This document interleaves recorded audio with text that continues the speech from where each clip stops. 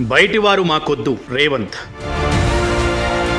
Chevella parliament నియోజకవర్గ బాధ్యతలు ప్రస్తుతం సీఎం రేవంత్ రెడ్డి చూస్తున్నారు. అయితే పార్లమెంట్ ఎలక్షన్లకు సమయం దగ్గర పడుతున్న కొద్దీ కాంగ్రెస్ పార్టీ నుంచి చేవేళ్ల ఎంపీగా ఎవరు బరిలో దిగుతారనే దానిపై ఉత్కంఠ నెలకొంది. అదే సమయంలో చేవేళ్ల నుంచి కాంగ్రెస్ పార్టీ తరపున ఎవరిని బరిలో నిలపాలనే దానిపై కసరత్తు సాగుతోంది. అయితే ఈ క్రమంలోనే బీఆర్ఎస్ కు చెందిన మహేందర్ రెడ్డి తన భార్యకు కాంగ్రెస్ టికెట్ ఇప్పించుకునే ప్రయత్నం చేస్తున్నట్లు సమాచారం. అదేవిధంగా ప్రస్తుత బీజేపీ నాయకుడు చేవేళ్ల మాజీ ఎంపీ కొండా విశ్వేశ్వరరెడ్డి కూడా కాంగ్రెస్ లోకి వచ్చి ఎంపీగా పోటీ చేయాలని భావిస్తున్నట్లు తెలుస్తుంది. వీరిద్దరూ వ్యక్తిగతంగా ముఖ్యమంత్రి రేవంత్ రెడ్డికి మంచి సన్నిహితులు. మొన్న జరిగిన అసెంబ్లీ ఎన్నికల ముందు కూడా వీరిద్దరిని కాంగ్రెస్ లోకి తీసుకురావడానికి రేవంత్ రెడ్డి చాలా ప్రయత్నించారు. కానీ అప్పుడున్న పరిస్థితులలో వారిద్దరూ రాష్ట్రంలో కాంగ్రెస్ పార్టీ గెలిచే అవకాశం లేదనే అంచనాతో రేవంత్ రెడ్డికి నో చెప్పారు. 2 నెలల్లో అంతా మారిపోయింది. కాంగ్రెస్ పార్టీ అధికారంలోకి వచ్చింది. పార్లమెంట్ ఎన్నికలలో కాంగ్రెస్ పార్టీనే గెలుస్తుందని ఇద్దరికీ అర్థమైంది.